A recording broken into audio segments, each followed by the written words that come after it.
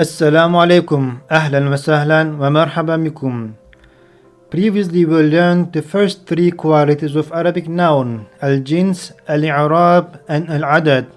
And in today's lesson we are going to learn the last quality of Arabic noun, al-ta'rif wa tankir, definiteness or indefiniteness inshallah. Al-ism al-ma'rifa wa nakira, definite and indefinite nouns. In Arabic, a noun is either definite or indefinite. The first one, al-ma'rifa, definite, and the second one, al-nakira, indefinite. We'll start with the second one, inshallah. When a noun is used to refer to an unspecified or unidentified person or thing, it is called al-ismun nakira, the indefinite noun. It usually has tanween, dammatain, fathatain, or kasratain at the end of the noun, and it is translated in English as a or n. Examples: kitabun, a book; sayyaratun, a car; tuffahun, an apple; talibun, a student; and rajulun, a man.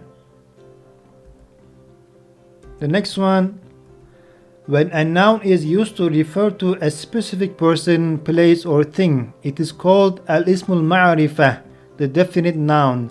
There are 7 types of definite nouns. The first one, al-mu'arraf bil-lam.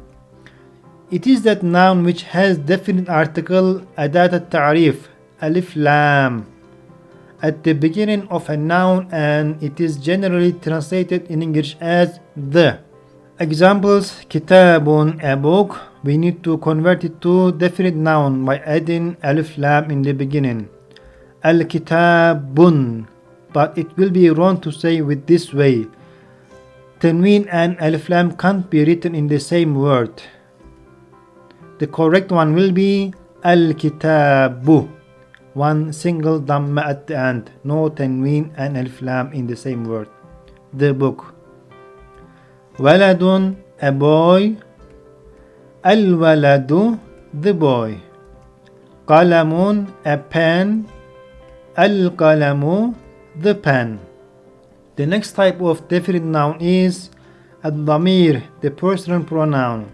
Examples: ana, I; anta, you male; anti, you female; huwa, he; hiya, she; and nahnu, we.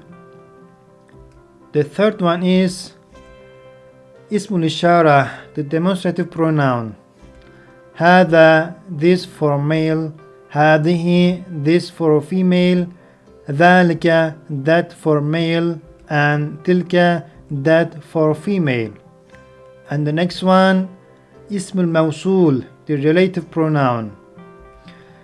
Relative pronouns are words which have a connection or relation to the sentence mentioned after them, translated in English as which, who, that, etc. Examples: alladhi for male and allati for female. The next one, al-alam, the proper noun. They are the names of people or places. Examples: Muhammad, Khadija, Pakistan, Mecca. The next one, al-mudaf ila ma'rifah, the noun annexed to any definite noun. Example: Kitab al-talib, the student's book.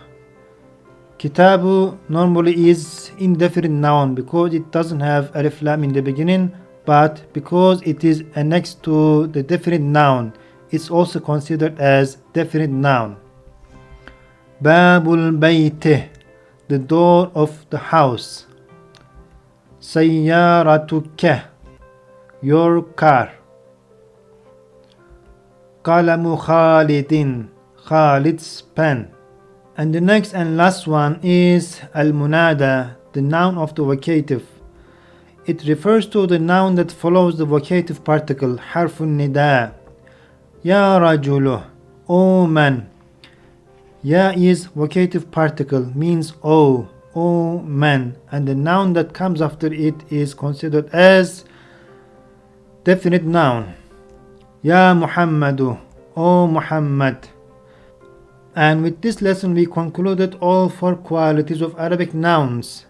In the next lesson I will be explaining الضمائر pronouns, أسماء الإشارة the demonstrative pronouns, الأسماء الموصولة the relative pronouns. See you next lesson inshallah. Wassalamu alaikum wa rahmatullahi wa barakatuh.